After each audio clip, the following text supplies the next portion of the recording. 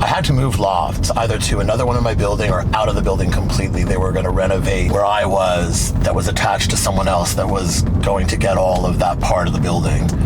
And they weren't going to renew my lease for that space. But I was welcome to either lease another space in the building that was available or leave the building altogether. And I didn't want to leave the building. I really liked the magic in that building. And so I picked another loft that was old and dingy and dirty. They had made it look old and dingy and dirty. It was as new as the rest of the building, obviously, but they had dripped all this orange paint everywhere. I don't know what the fuck. To make it look old, I had to undo all of that in this space to move into this new loft. And in doing that, I decided I wanted neon on all 3 levels, mimicking The Breakfast Club and also Stevie Nicks' Stand Back, the music video. I always said, when I get my place, I want blue neon.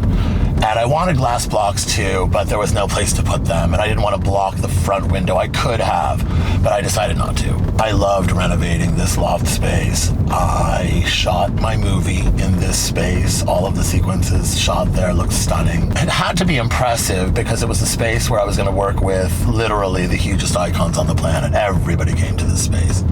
So it had to be wow.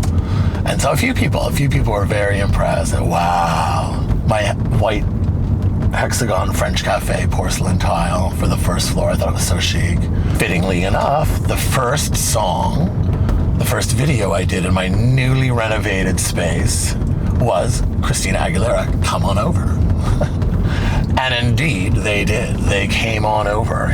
My favorite shot in that video was her when she does a little tongue wag. So sexy and so adorable and so cute. The only shot she wants to change, she loves the video, the only thing she's questioning is the tongue wag.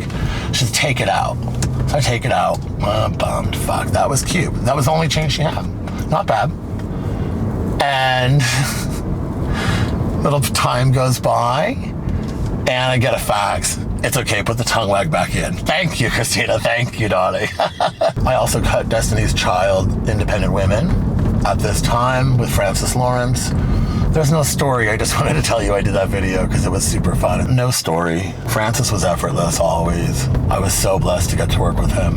When you work with someone like Francis Lawrence, when it's so incredible and he's so talented and he's challenging you and you're learning, and he's incredibly sweet, and you're being paid your full rate, anything else is just almost unbearable.